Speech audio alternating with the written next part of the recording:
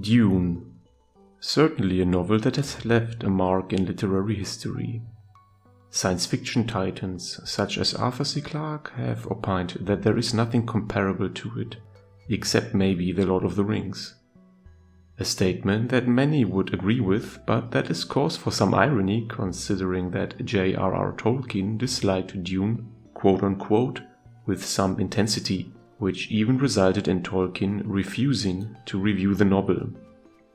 Dune, written by Frank Herbert and originally published in 1965 as two separate serials in the magazine Analog, unsurprisingly paved the way for further entries to this popular literary universe.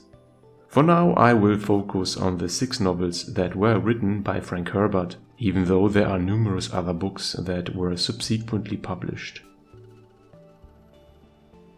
As the first entry to this original series, Dune, in its latest hardcover edition, is 658 pages strong.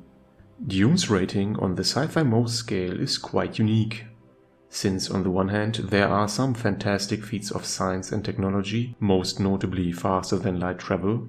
Furthermore, most of its plot is focused on the human condition rather than the scientific and technological aspects of the story, which is common to soft science fiction.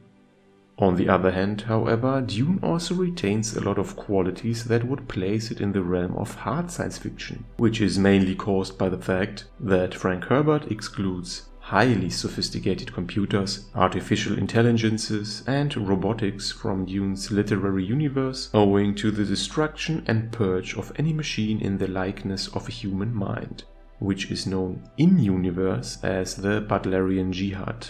Thus, tasks that would even today be relegated to electronic computers are performed by humans with specialized training in Dune. The development of humanity is focused more on an evolutionary or biological path and is overall at a slower and linear pace rather than an exponential technological advancement. Hence, Dune takes a middle spot on the Sci-Fi Most scale, in my opinion at least. The scope of the literary universe in Dune is quite vast and also imbued with an incredible depth. Indeed, the amount of actual locations is relatively constrained, especially for a space opera, but this is more than compensated by the amount of details that are mostly conveyed through dialogue, resulting in a world with numerous different groups vying for power and trying to advance their respective goals, such as different noble houses, who organize themselves in the Landsrat, the Imperial Court, the purely female quasi-religious order of the Bene Gesserit, the Spacing Guild, who control faster than light travel, the locals to the desert world of Arrakis, or the economically powerful corporation CHOAM, just to name a few examples. The interplay between these vastly different organizations is where Dune really shines. Another notable aspect is how Frank Herbert incorporates limitations, such as the water scarcity on Arrakis, as a central defining societal, cultural and technological factor, both for external factions on Arrakis as well as the native Fremen. Similarly to the intricate world building, Dune can only be ranked with the highest score in the category related to the novelty and originality of a story, not least due to the outstanding impact that Dune has had on numerous works of science fiction that were published in the subsequent decades, as well as the wider culture. This list includes, but is definitely not limited to, Star Wars, Star Trek, or the Chronicles of Riddick. In terms of the amount of relevant main and side characters, Dune with its roughly 24 named characters can be placed in the upper half of the scale. It should be noted that Frank Herbert is able to create quite some memorable and relatable characters, each with their own unique perspectives and backstory. Certainly, this is a great feat specifically for science fiction, a genre which is not often known for the quality of its characters. At the time of its publication, and a couple years after that, Dune was nominated and subsequently won 3 awards, namely the very first Nebula Award for Best Novel in 1965, the Hugo Award for Best Novel in 1966, and the Sejun Award for Best Foreign Novel in 1974. It goes without saying that Dune regularly is placed in top-tier lists related to all-time best science fiction novels, or even general top literature lists. Similarly, the popularity of Dune with the wider public cannot be denied, as evidenced by a combined rating of 4.4 out of 5 stars based on millions of reviews on Goodreads, Library Thing and Amazon.com.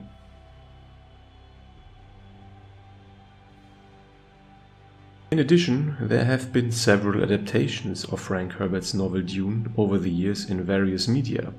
The first, unfortunately failed attempt began in 1971, and after delays, switching of producers and directors, it ultimately went nowhere. Ironically, this whole ordeal was made into a documentary, and it was released in 2013, named Jodorowsky's Dune. The first successful adaptation was a feature film directed by David Lynch, which was released in 1984.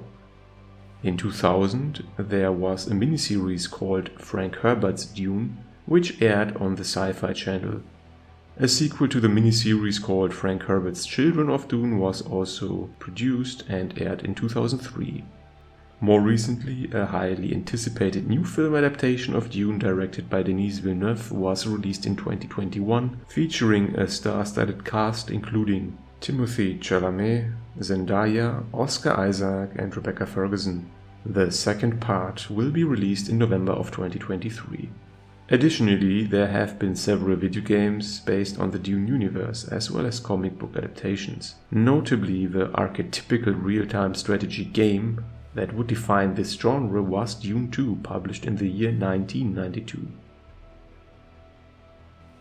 The plot of Dune kicks off in a distant future, where noble houses compete for control of the desert planet Arrakis, which is the only source of the valuable spice that makes space travel possible. The spice must flow. The story follows young Paul Atreides, the son of Duke Leto Atreides, as his family takes control of Arrakis from their rivals, the Harkonnens. However, they soon face unexpected challenges and dangers as they navigate the treacherous political landscape of Arrakis. As Paul and his family settle into their new role on Arrakis, they must also contend with the harsh environment of the planet and the nomadic people who live there, called the Fremen. Paul learns more about the Fremen and their culture, and he begins to realize that he may play a significant role in their future. As the story progresses, Paul discovers that there is a much larger conspiracy at play involving the powerful Bene Gesserit Sisterhood and the Emperor of the Galaxy. Paul's journey takes him on a path of self-discovery and growth as he tries to navigate the dangerous political landscape, protect his family, and fulfill his own destiny.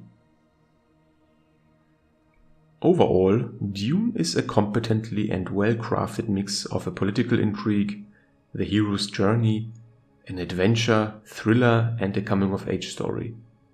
Frank Herbert's writing style is efficient, captivating, and could easily fit a recently written novel, even though Dune was published more than 50 years ago. This is not the case for all science fiction novels of that era and thus not self-evident. One minor point of criticism that I personally would raise is that the ending of Dune can feel a bit abrupt, and that it could have used a couple more chapters to fully flesh it out. But in the end, Dune is indeed one of the best science fiction novels ever written, and if you haven't read it yet, you should certainly give it a try.